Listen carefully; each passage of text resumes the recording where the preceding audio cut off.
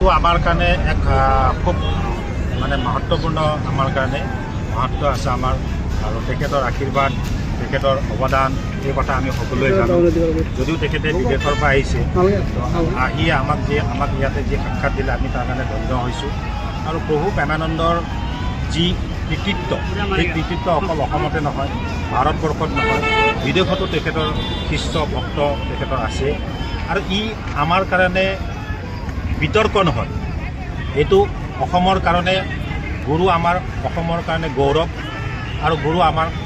অসমৰ কাৰণে আমাৰ এক অমূল্য সম্পদ এই সম্পদক কেনেকৈ আমি আগুৱাই লৈ যাব লাগে সেই কথা আমাৰ অসমীয়া সমাজে অসমীয়া ৰাইজে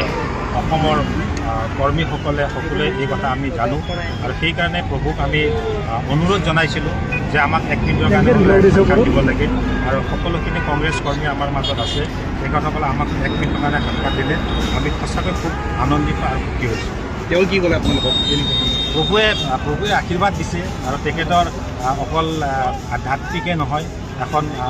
আন্তঃৰাষ্ট্ৰীয় পৰ্যায়ৰ বিশ্ববিদ্যালয় আছে বিভিন্ন অনুষ্ঠানৰ লগত তেখেতে জড়িত দেশ বিদেশৰ ভক্তসকল তেখেতৰ আছে তেখেতৰ ভাৱৰ আদান প্ৰদান হ'ব লাগে আৰু আমি ভাবিছোঁ তেখেতৰ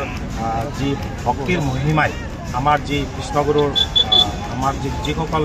আমাৰ পৰম ভক্ত আছে সেই ভক্তসকলৰ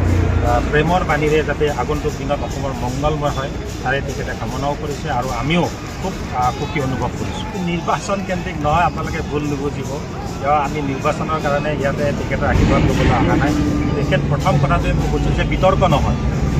গুৰু আমাৰ কাৰণে এক সম্পদ আৰু আমাৰ কাৰণে অসমৰ কাৰণে এক গৌৰৱ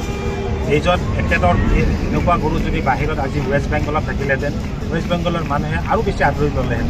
আৰু আমি সেইকাৰণে অসমীয়া সমাজক অসমীয়া ৰাইজক অনুৰোধ জনাইছোঁ যে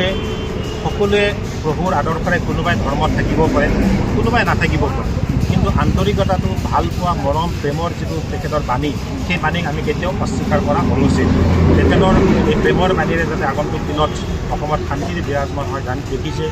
যে অসমৰ কি ধৰণৰ এক হিন্দু মুছলমানৰ নিচিনা ৰাজনীতিৰ পৰিৱেশৰ সৃষ্টি হৈছে এইবিলাক অপায় অমংগল দূৰ হৈ সমাজখনক সুৰক্ষিতৰ পৰা আঁতৰাই ৰাখি সমাজখনক বৰ্ধিতভাৱে আগুৱাই লৈ যাওক ভগৱানৰ ওচৰত প্ৰাৰ্থনা জনাইছোঁ কৃষ্ণগুৰুৰ ওচৰত প্ৰাৰ্থনা জনাইছোঁ